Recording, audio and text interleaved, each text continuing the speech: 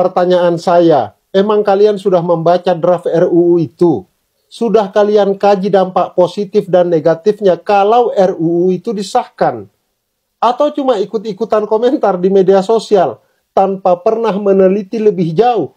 Kalau belum, sebaiknya dibaca dan dikaji dulu. Tidak terlalu tebal kok, cuma kurang lebih 340 lembar. Silahkan dibaca.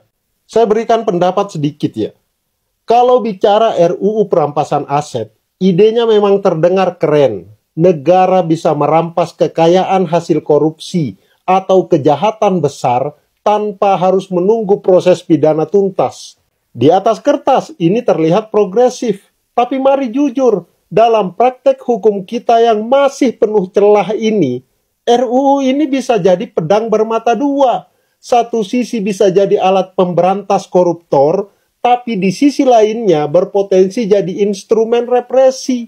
Di dalam draft, negara diberi kewenangan untuk merampas aset bahkan tanpa ada putusan pengadilan yang sudah berkekuatan hukum tetap. Artinya, aparat bisa langsung bergerak hanya karena ada dugaan atau indikasi.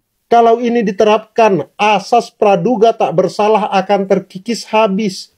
Orang bisa kehilangan harta benda hanya karena kecurigaan, bukan karena terbukti bersalah.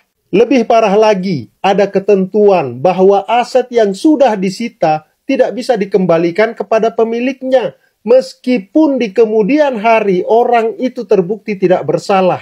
Bayangkan betapa fatal dampaknya. Seseorang yang seharusnya bebas malah tetap kehilangan hak miliknya hanya karena negara sudah lebih dulu menyita. Ini jelas melanggar prinsip keadilan paling mendasar. Selain itu, ada pula aturan yang menyebut bahwa aset dapat dirampas bila nilainya dianggap tidak seimbang dengan penghasilan sah atau jika dikaitkan dengan tindak pidana tertentu. Masalahnya, istilah tidak seimbang ini sangat karet dan bisa ditafsirkan sesuka hati. Apa ukuran tidak seimbang itu? Apakah hanya berdasarkan pandangan subjektif aparat? Celah seperti inilah yang sangat berbahaya karena bisa dipakai untuk memelintir hukum sesuai kepentingan tertentu. Resikonya jelas. Pertama, asas praduga tak bersalah bisa hilang begitu saja.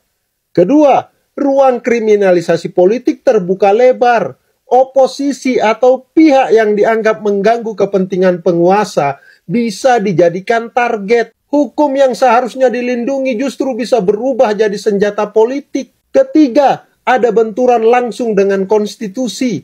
Undang-Undang Dasar 1945 menjamin hak kepemilikan setiap warga negara.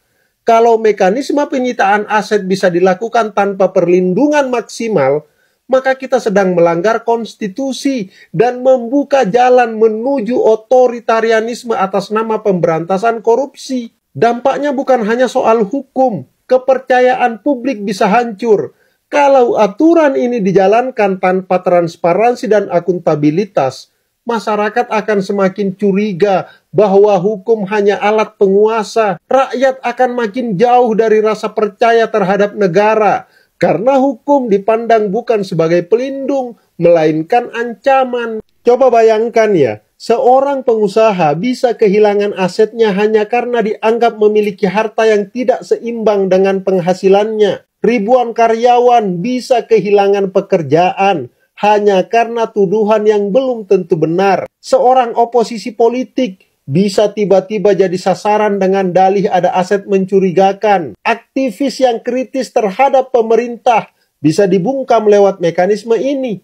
Semua itu mungkin terjadi karena tafsir kata-kata dalam RUU tersebut sangat longgar dan rawan dipelintir.